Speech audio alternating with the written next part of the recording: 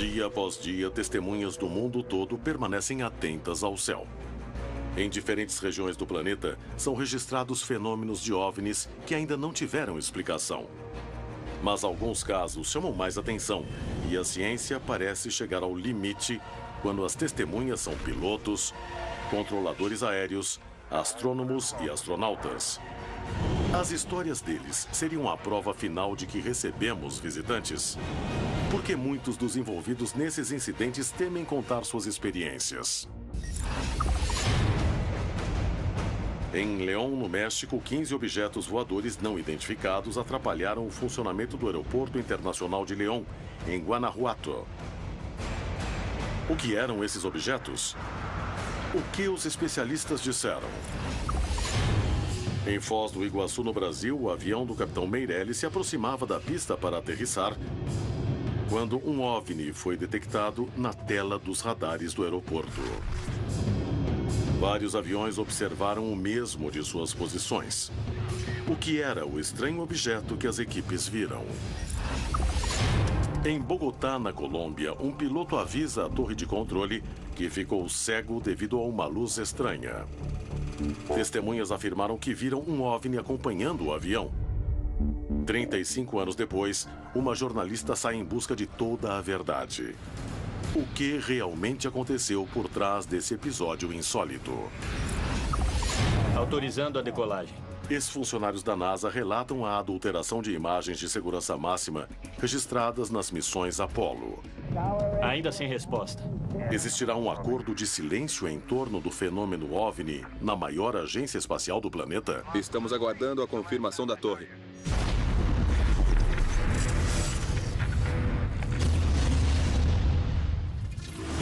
Contato extraterrestre. Hoje apresentamos OVNIs e testemunhos confiáveis. Autorizando a decolagem. Falamos de testemunhos confiáveis quando se tratam de pilotos, controladores, militares ou de pessoas que já possuem uma certa posição e que têm um certo status.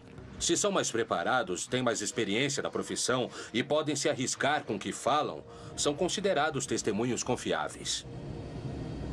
Pilotos são excelentes testemunhas quando se tratam de fenômenos OVNIs, porque estão constantemente atentos para objetos no céu. Então possuem uma percepção muito maior de coisas, como o tamanho de um objeto, a velocidade dele e a distância de um objeto. Além disso, esses profissionais estão munidos de equipamentos, de instrumentos.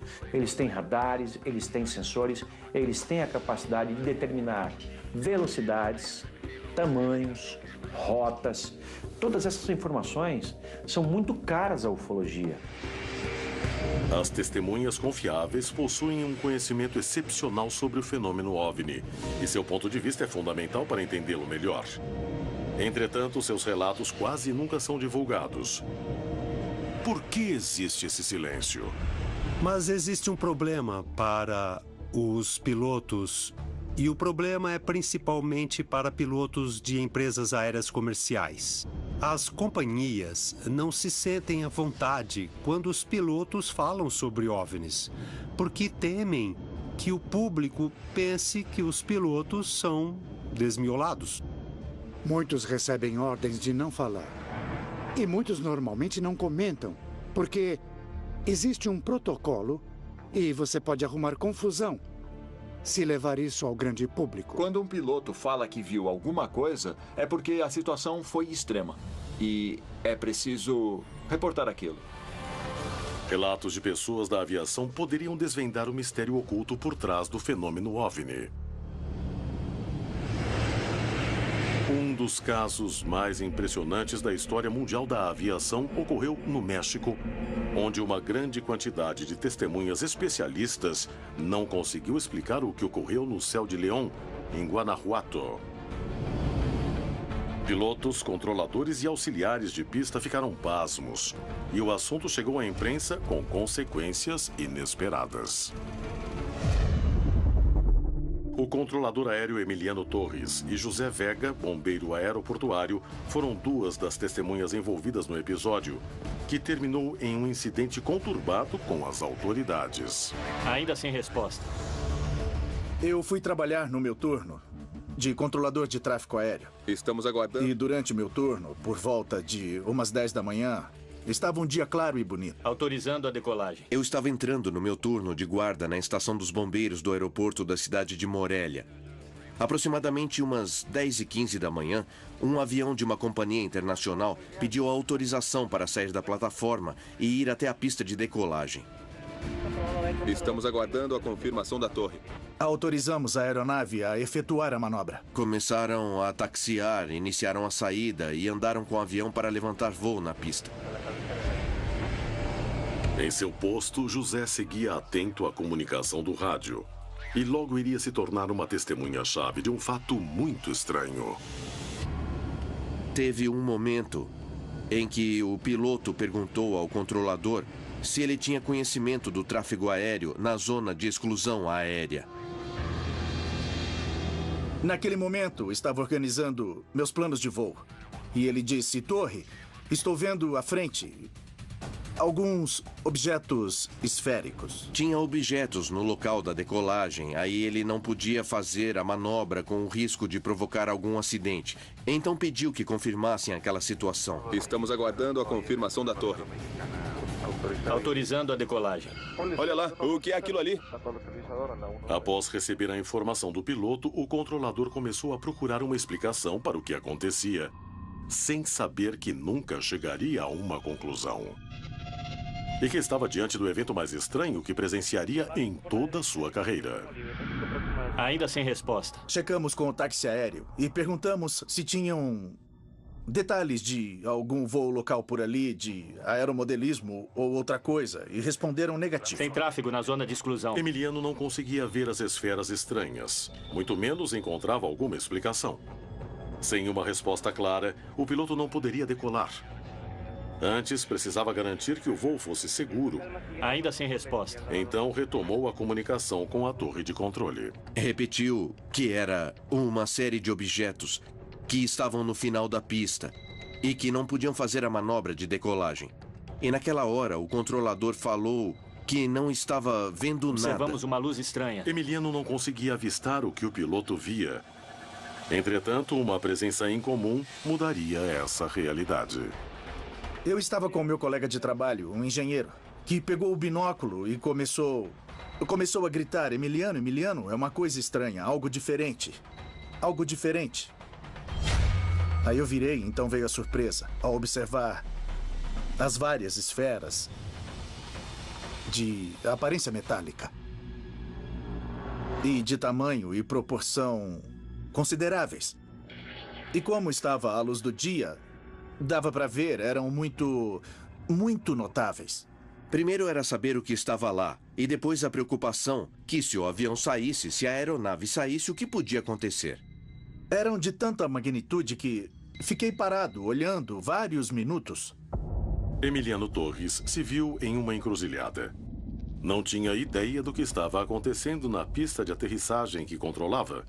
Um fenômeno como aquele nunca tinha acontecido e tudo dependia de seu critério. Será que estava diante de um perigo fatal? Era fundamental tentar entender o que estava acontecendo. Fui solicitado pelo controlador para ir até a beira da pista com o rádio e o binóculo. Dirija-se direto à pista que observamos uma luz estranha.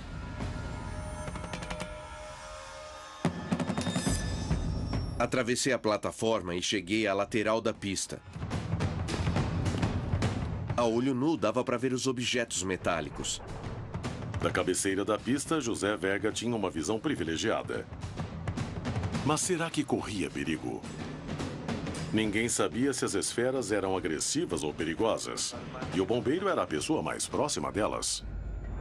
Com certeza eram mais de 10, uns 15 aproximadamente. E alguns saíam voando para cima. Outros iam para frente, para trás. E estavam, eu imagino, não mais do que a 500 metros do chão. Com um deslocamento lento, um controle de descida muito bem programado, muito bem planejado. Todas as explicações conhecidas não serviam para confirmar o que estava acontecendo, aumentando a perplexidade das testemunhas experientes e as obrigando a decidir completamente às cegas sobre a segurança de milhares de passageiros. Observamos uma luz estranha. O que fizemos ali foi ter uma conversa um pouco fora de todo o protocolo estabelecido, perguntando e respondendo um ao outro o que estávamos vendo. E o piloto também falava, mas isso não é normal, é algo diferente. E eu falei, com certeza é diferente. Já fora de todo o protocolo, ele me pedia com mais confiança para tentar descobrir o que estava acontecendo e o que eu via.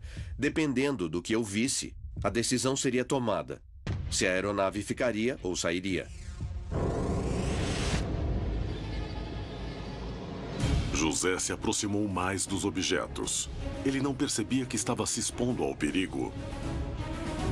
Deu um pouco de medo não saber como aquelas coisas iam reagir, se iam para cima da aeronave, se iam embora ou o que iam fazer. Eu não tinha a menor ideia.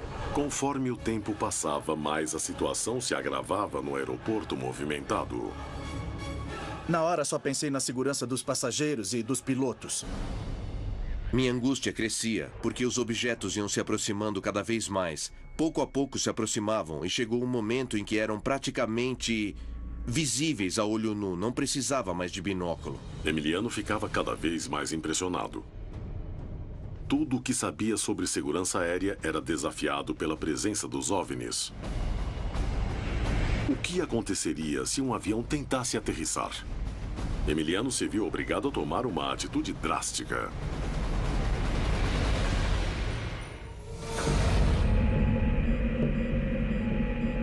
Na Colômbia, em Bogotá, um piloto aterrissou no aeroporto Eldorado no meio de uma emergência. Já em terra, contou uma história surpreendente. 4 décadas depois, o relato sobrevive.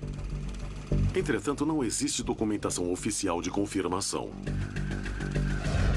Mas a jornalista Adriana Caggi está disposta a descobrir a verdade em torno do caso. Encontrei alguns registros jornalísticos que chamam muito a atenção. O caso de um piloto colombiano, Manuel Lopes, que em maio de 1977 afirmou ter visto um OVNI e de ter ficado cego durante 55 minutos. Ele teve que ser assistido pelos funcionários e por todos os operadores da torre de controle para conseguir fazer a aterrissagem. Sem provas, Adriana Caggi precisa ir em busca das testemunhas do caso. Os controladores aéreos do momento do incidente já se aposentaram e até hoje nunca foram procurados. Adriana tentará encontrá-los e, nesse meio tempo, conversará com Miguel Forero, pai da ufologia colombiana e pesquisador do caso. Possivelmente o avião entrou em pane e o cara se assustou terrivelmente porque não sabia onde estava e nem para onde ia. Ele ficou completamente desesperado e gritava. Assim disseram os funcionários do aeroporto, que ouviram ele gritando, "Eu não quero morrer, eu não quero morrer."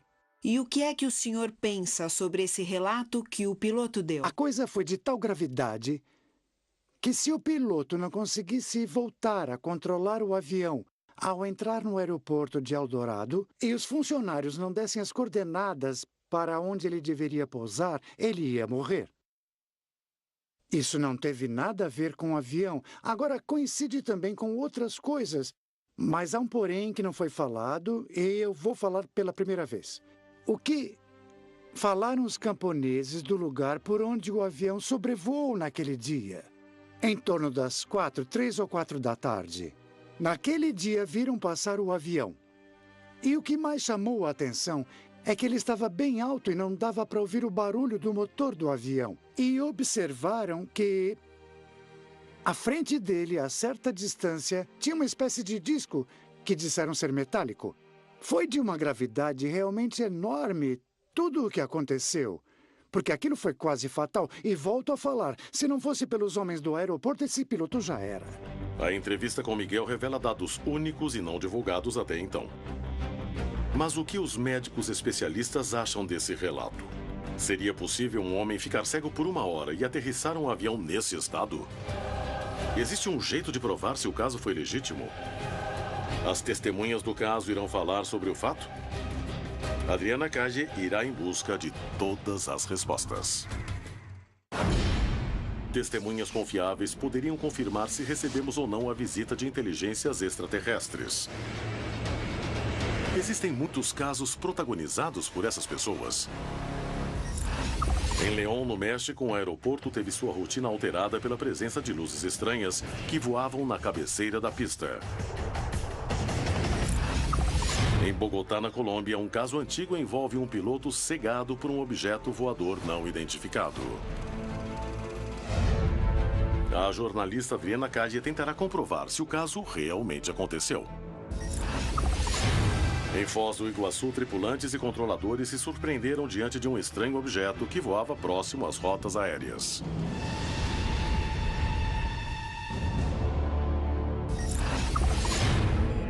Em 20 de outubro de 2002, no aeroporto de León, no México, uma série de objetos estranhos foram vistos de aviões e da torre de controle. O fato foi tão alarmante que colocou em risco as operações aeronáuticas. Continuamos olhando, acho que passaram 5 ou 8 minutos. Eu não me lembro exatamente, mas foi um lapso de tempo considerável. E de repente, em um movimento descendente, as esferas começaram a dispersar, só que de maneira horizontal. E começaram a ir. A princípio devagar, então do nada saíram feito loucos, muito rápido. Aquilo foi impressionante. Sumiram em questão de segundos. Eu achava que estava vendo coisas, porque o que eu via tinha sumido, não estava mais na minha frente. Depois que não viram mais as esferas, Emiliano entrou em contato com o Centro de Radares no México para reportar o ocorrido, na esperança de achar uma explicação. Entretanto, descobriu que estava acontecendo algo ainda maior do que acabava de ver. Perguntei à central mexicana se não havia alguma atividade nos radares e um colega disse: "Sim, Emiliano, estamos tendo um evento muito peculiar. Temos esse tipo de atividade sobre Águas Calientes, sobre León, e parece que tem alguma coisa por aí." A confirmação de que outras torres de controle aéreo viam o mesmo fortalecia o incidente.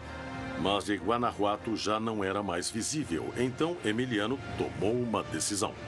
O espaço aéreo ficou praticamente seguro, livre de obstáculos, de objetos. Então passei a autorização de decolagem para o piloto da Companhia Aérea Internacional.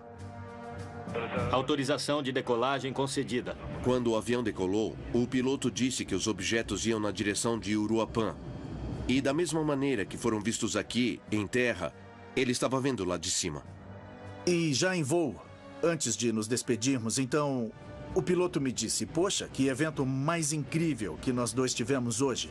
E eu falei: "É verdade, capitão." A magnitude do ocorrido e a quantidade de testemunhas envolvidas fizeram com que o fato fosse amplamente divulgado entre os meios de comunicação. Mas essa repercussão revelou uma rede de mistérios e encobrimento. De certa forma, não diretamente, as autoridades nos deram a entender como as coisas funcionavam para não falarmos do caso e para esquecermos daquele assunto. Senti um insulto, mas também me dei conta da ignorância das pessoas sobre o caso. E aí não dei importância. E depois fiz algumas declarações. Depois de 4 meses saí do aeroporto sem nenhuma justificativa trabalhista. Simplesmente falaram que o contrato acabou e pronto. As autoridades silenciaram o que sabiam ou tentaram não difundir fatos que não possuíam explicações? É difícil poder dizer se era um OVNI ou não. A sensação sempre foi de confusão, medo em um dado momento, diante do desconhecido, é claro. Eu era muito cético para esse tipo de coisa, mas pessoalmente nunca tinha presenciado algo tão surpreendente assim. É algo que existe, não sabemos realmente o que é, mas foi uma coisa que me marcou muito. Mesmo com a ordem de silêncio, o incidente foi tão incrível que as testemunhas não conseguiram ficar caladas. E até hoje não há explicação para as luzes. Em todo o continente, centenas de histórias envolvendo OVNIs têm relação com a aviação, causando preocupação entre os órgãos oficiais que investem tempo e dinheiro para investigar os casos. São eventos que preocupam porque podem colocar milhares de passageiros em risco. Órgãos oficiais que dependem das forças aéreas se dedicam a investigá-los. Seus relatórios nem sempre são divulgados. Mas essas não seriam as únicas organizações que não revelam toda a informação sobre objetos voadores não identificados. Entre elas está a NASA.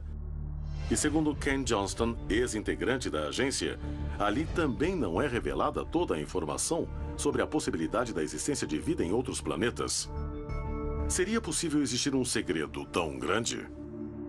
Pelo que sei, eles queimam coisas, dão um jeito de destruir as coisas. Johnston era encarregado de reunir a informação sobre as missões para arquivá-las em registros internos que serviam de consulta. Logo depois da missão Apollo 14, o Dr. Fountain Page, que era diretor do Departamento de Estudos Planetário, Científico e Lunar da NASA, me fez pegar do laboratório de imagens uma bobina do filme de 16 milímetros em que foi registrada a missão Apollo 14. As imagens tinham sido gravadas pelo módulo remoto que orbitava a Lua durante a missão, com o objetivo de mapeá-la. Eu mostrava as imagens e olhávamos a superfície da Lua enquanto o foguete vinha de cima. Estávamos perto de uma cratera de tamanho mediano, na parte anterior da Lua. Recordo que a cratera era chamada Sikorsky, e conforme nos aproximávamos com o Sol intermediário, metade da cratera fazia uma sombra. E bem na base da sombra havia um grupo de 5 domos brilhantes. E um tinha um tipo de faixa de vapor ou alguma coisa que saía dele. O Dr. Page me pediu uma bobina em particular, que ele tomou conhecimento através do pessoal do Arquivo Nacional. E ele queria mostrar para umas pessoas lá de dentro. Então ele disse, arrume logo. Aí peguei o tal do filme e fui prepará-lo no laboratório de imagens. Mas próximo ao arquivo acontecia algo ainda mais estranho. Vi um grupo de pessoas sentadas lá na mesa de luz que desenhavam umas coisas em torno da superfície lunar e do horizonte. No dia seguinte, me pediram para pegar o mesmo filme e levar para o auditório principal da NASA, o Johnson Space Center, e mostrar a todos os funcionários, cientistas, engenheiros e demais pessoas que estavam no campus da NASA. Ken projetava as imagens da Lua até chegar na mesma cratera que tinha visto na noite anterior. Nós nos aproximamos da cratera Sikorsky. Havia uma sombra e não havia nada na sombra. Em 24 horas, eles pegaram o filme do laboratório, copiaram, pintaram por cima, devolveram e fizeram uma cópia idêntica, que foi a que mostrei. À tarde, quando voltei para o laboratório, fui até o Dr. Page e perguntei o que houve com aquelas luzes e domos que vimos lá na Lua.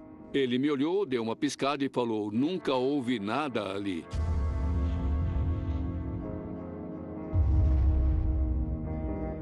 Quando alguma coisa aparece numa imagem, aquilo se torna público. Eles não querem que ninguém associe o que está registrado com a imagem de um OVNI, porque as pessoas podem começar a falar, ei, o que é isso? E a resposta é, bom, é que nós não sabemos. Só que sabemos, mas não queremos falar. Então o jeito mais fácil de contornar isso é retocando a foto para não mostrar nada, para ninguém começar a questionar ou fazer perguntas que ninguém quer responder. Se ex-ministros de defesa e ex-funcionários da NASA não podem saber toda a verdade sobre as acusações, devemos supor que existam grupos de influência em círculos ainda mais fechados que manipulam e ocultam o que ocorre? O que há por trás desses relatos?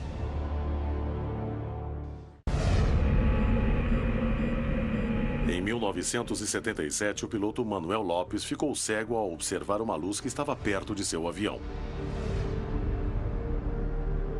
A jornalista Adriana Cage irá investigar se existe alguma explicação médica para o relato. O presidente da Sociedade Colombiana de Oftalmologia, Dr. Juan Manuel Sanches, analisará o caso. Dr. Sanches, como podemos explicar esse resultado do piloto Lopes com a cegueira? Ficando 55 minutos cego, sem ver nada? Esse tempo foi bem longo, não? Mas existem sim espectros de luz que podem cegar as pessoas. E, digamos, durante alguns poucos minutos, bem pouco tempo, mas não 55 minutos.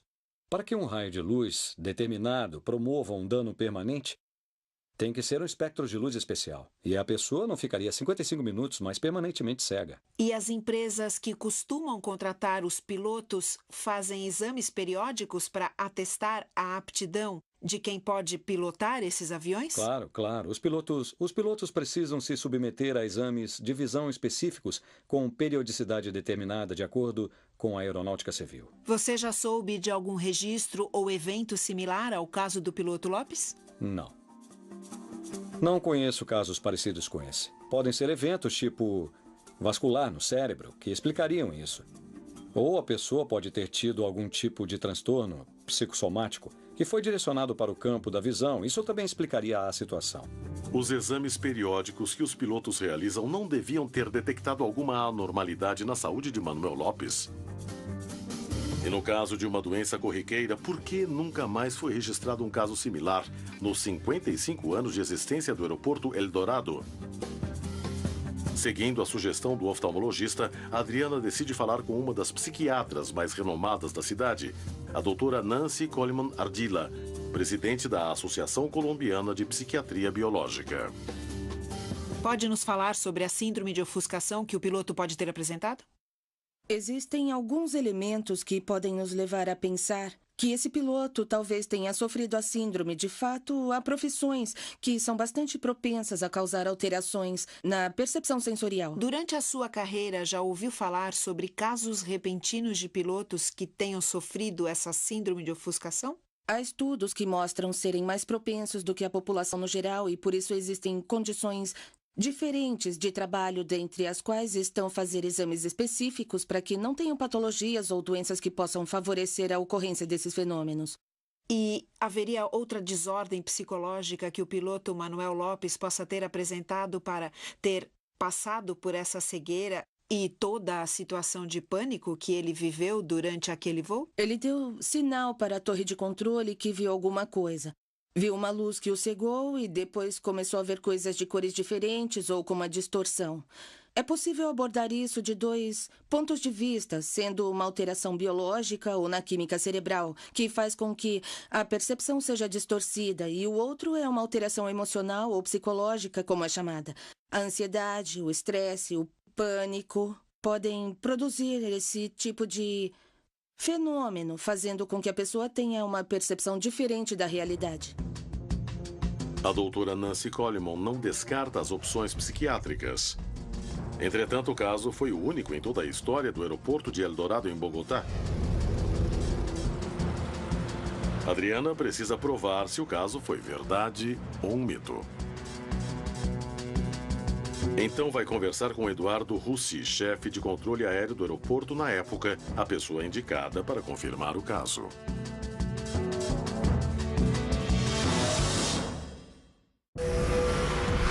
Testemunhas confiáveis seriam a chave para provar ou descartar a existência de vida extraterrestre na Terra. Em Foz do Iguaçu, no Brasil, uma tripulação inteira se depara com uma das maiores surpresas de sua vida. Um objeto não identificado que voa junto ao avião. Em 1977, uma denúncia e uma nota jornalística surpreendem a Colômbia. Um piloto teria ficado cego ao ver uma luz brilhante que pairava em sua frente. A jornalista Adriana Cage decidiu investigar o caso e tentar explicar o que aconteceu.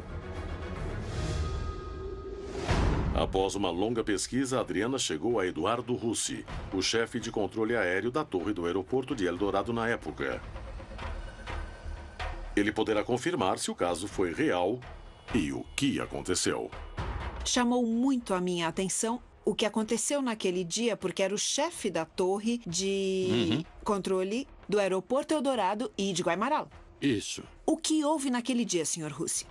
Pois bem, foi registrado que esse rapaz que estava voando a noroeste do aeroporto de Guaymaral, de uma hora para outra, falou que tinha ficado cego, então, na hora, avisamos Guaimaral, de onde 4 pilotos saíram para procurá-lo. E o acharam. E então o guiaram até o aeroporto de Eldorado, dando as instruções exatas do que ele devia fazer, porque ficavam lado a lado do avião. Se posicionaram lado a lado, bem perto, e falavam, por exemplo, baixe o lado esquerdo, baixe o lado direito, levante a direita, ponha potência.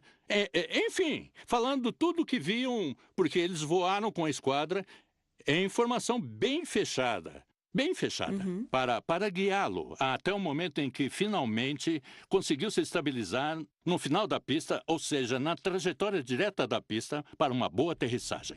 Só que há uma versão no qual dizem que o avião pôs as rodas sobre algo metálico. Essa versão, bom, na verdade, teve origem no caos da comunicação que houve inicialmente. Agora, de onde saiu esse dado, isso não sei dizer. Mas que chegou aos ouvidos da Torre de Eldorado. Isso sim, ele bateu as rodas, ou seja, tinha aterrissado em cima sobre um objeto metálico que voava por ali. E é por isso que ele tinha ficado cego. Foi a única vez na história do aeroporto de Eldorado que ouvimos falar disso. O controlador abordou detalhes preciosos. A versão de um objeto voador não identificado acompanhando o voo. O fato de que o piloto ficou quase 1 hora voando sem enxergar ou com visão reduzida. E, principalmente, que nos mais de 55 anos de história do aeroporto de Eldorado, jamais houve um caso similar. O caso do piloto cego ocorreu há muitos anos. E apesar de muitos dos arquivos terem sido perdidos para sempre, Adriana Cady conseguiu provar que essa história realmente aconteceu. Histórias como a de Manuel Lopes provam que os céus da América Latina ocultam fenômenos de aparições que não possuem explicação.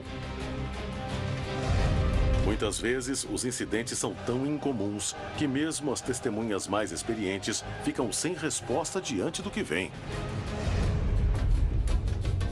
Um fato passado no Brasil permite, como nenhum outro, conhecer mais a fundo o que está por trás desses relatos.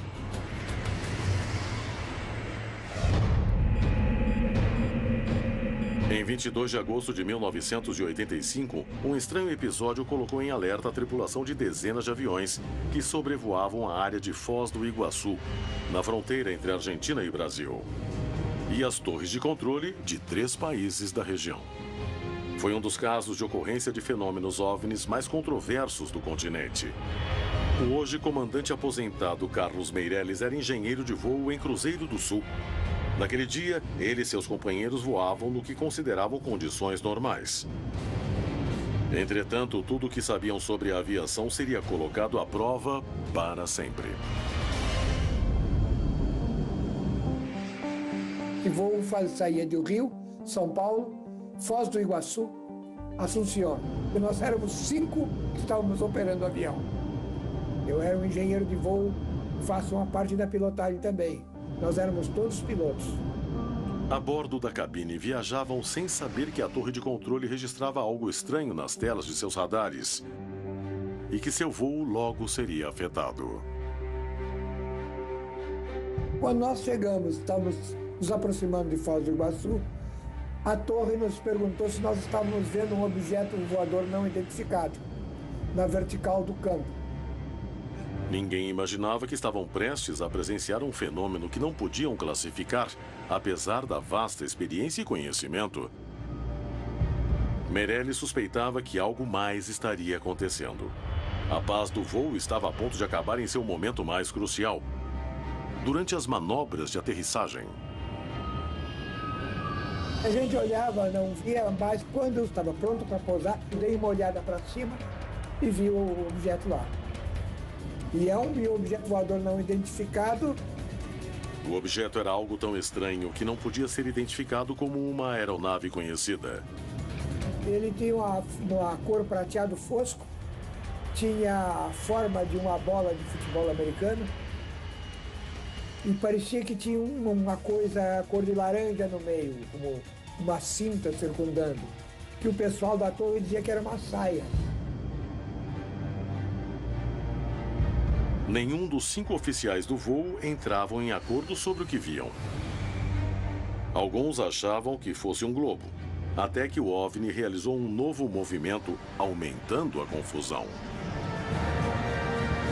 Eu achei que se deslocava muito rápido. E quando ele disse no rádio para a torre, fugiu, subiu para mais alto.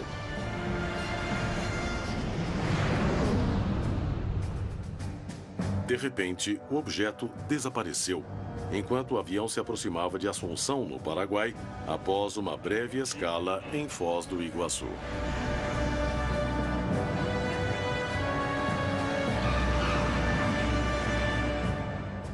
A gente não esqueceu do objeto. Em Assunção, nós ficamos quase 2 horas parados lá. E lá nos disseram que esse objeto tinha passado por lá. Soubemos que em Resistência também ele foi visto. E peguei o binóculo, mas eu não consegui ver. Porque o binóculo, ele, embora aproxime, ele reduz muito o campo de visão. Então a gente não consegue. Em Assunção foi confirmado que as torres de controle localizadas na Argentina, Paraguai e Brasil tinham registrado a presença de um objeto estranho em seu espaço aéreo. O incidente tomava proporções maiores, embora não se soubesse do que realmente se tratava. O avião de Meirelles decolava em Assunção rumo a Foz, enquanto a torre de controle avisava que o OVNI estava longe, embora estivesse cada vez mais próximo. E aí subimos mais alto do que a altitude normal, subimos para 37 mil pés.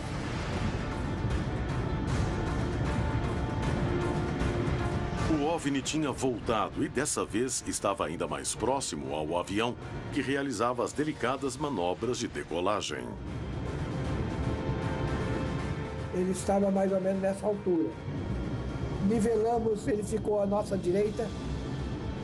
E aí eu não estava operando mais o avião. E eu me abaixei e observei o para-brisa, justamente para comparar a velocidade dele. Pareceu que ele estava acompanhando o avião, porque ele ficou vários minutos com a mesma distância entre o limite do para-brisa e o espaço. Estava a uma certa distância e nós atingimos a velocidade de cruzeiro, parei. Então, a meu ver, ele estava acompanhando o avião. O avião se aproximava do objeto, enquanto o comandante Meirelles estava prestes a viver o fato mais estranho de toda sua carreira aeronáutica.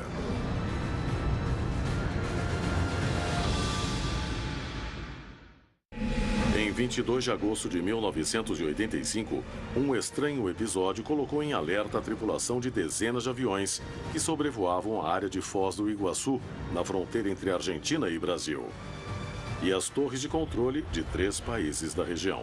Justamente quando ele pareceu estar voando na mesma velocidade do avião, então aí acreditei que não era mais balão, que era um objeto mesmo. Ele estava com uma velocidade mais ou menos de 850 km por hora. O objeto voava cada vez mais rápido, acompanhando o avião. Nem a torre de controle, nem a tripulação sabiam o que fazer. Até eu discuti com o Stock, eu digo, não, mas não pode ser, ele está acompanhando o avião. Nós tivemos uns bons 15, 20 minutos em que ele estava um pouco à frente do avião. Até que depois começou a ficar para trás. E ficar para trás. E parece que foi diminuindo de velocidade. Mas muito lentamente. Aí nós perdemos o contato com ele. Após o desaparecimento do objeto, apesar das provas, a tripulação tomou uma decisão buscando se proteger. A gente silenciou, porque, inclusive, a pedido do próprio comandante, ele achava, ou eu creio que ele procurava se convencer, que o objeto era um balão sonda. Agora, o pessoal da Transbrasil, que era outra companhia que não existe mais, me disse que tentavam se aproximar e parecia que o objeto fazia evasivas. Eu lecionei, teoricamente, aerodinâmica e navegação aérea. E principalmente a aerodinâmica, que eu friso nos 3 princípios de voo. Quando um objeto parece não obedecer nenhum dos 3 princípios, ele não é tecnologia nossa. No mundo todo, as histórias de OVNIs vistos por tripulações da aeronáutica civil e militar se repetem. Histórias surpreendentes que deixam testemunhas especialistas e qualificadas sem palavras nem explicações. Estamos diante da prova mais contundente de existência de vida em outros planetas? Ou existe uma série de fenômenos para os quais a ciência não consegue dar explicação? Sem nenhuma dúvida, histórias de testemunhas confiáveis colocam à prova muitas explicações científicas. Fenômenos que são vistos do céu e da terra por pessoas experientes e valendo-se de ferramentas específicas. Mas o que essas histórias sobre fenômenos OVNIs querem dizer? Seriam a chave para revelar a existência de vida inteligente fora do planeta Terra? Para mim, há provas contundentes da presença de OVNIs, que são detectadas por radar. As imagens não identificadas e com velocidade que nenhum dos nossos aviões são capazes de alcançar, as manobras imprevisíveis, frequências de pouco alcance, aumentar velocidade, desacelerar, voar para trás.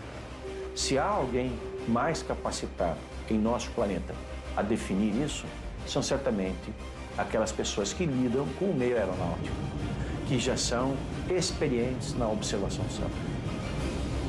Apesar de toda a qualificação técnica que os pilotos possuem para avaliar esses objetos, muitos acreditam que a explicação mais simples seja de se tratar de testes de armas ainda em fase de desenvolvimento. Algumas visualizações de OVNIs são, genuinamente, causadas por falta de conhecimento de projetos secretos do governo. O que leva os pilotos a confirmarem que é uma tecnologia além do que conhecemos, o principal fator é o que eles descrevem como manobra impossível. Os pilotos que foram testemunhas do fenômeno, desde a década de 50, já 60 e 70, eles relatam o mesmo. São manobras que não podem ser consideradas por nenhuma tecnologia atual. Como em qualquer período da tecnologia da aviação, ela provavelmente está 10 ou 15 anos à frente do que é de conhecimento do público. Mas quando olhamos para alguns casos clássicos, as testemunhas não estão 10 anos atrasadas quando vem um novo jato espião. Elas dizem, foi o que eu vi. Esses testes sempre levam um tempo para se tornarem públicos. A questão é saber quando as testemunhas falam, bom, essa tecnologia não está só 10 ou 15 anos à frente. Está centenas de anos à frente. Os relatos desses pilotos são exatamente os mesmos relatos da década de 40 e 50. Tal preocupação já foi revelada pelo dossiê Cometa, um relatório sobre OVNIs que o Ministério de Defesa da França criou e foi divulgado em 1995. Ele cita claramente que o encobrimento por parte do Pentágono vai continuar. Existe um tempo de duração que uma arma pode permanecer em segredo até um limite. Depois disso, todos ficam conhecendo. Os casos aeronáuticos oferecem isso, nos dão a possibilidade de entender melhor esse fenômeno. De ver, inclusive, que as capacidades tecnológicas dos UFOs estão muito acima daquilo que nós podemos supor. As histórias que envolvem testemunhas confiáveis constituem um dos maiores mistérios em torno do fenômeno OVNI. Como interpretar esses relatos? Seriam a prova final de que já recebemos a visita de outras civilizações? Algum dia o homem conseguirá dar uma resposta para esse mistério? O que acontece nos céus da América Latina? Que outras histórias o continente esconde?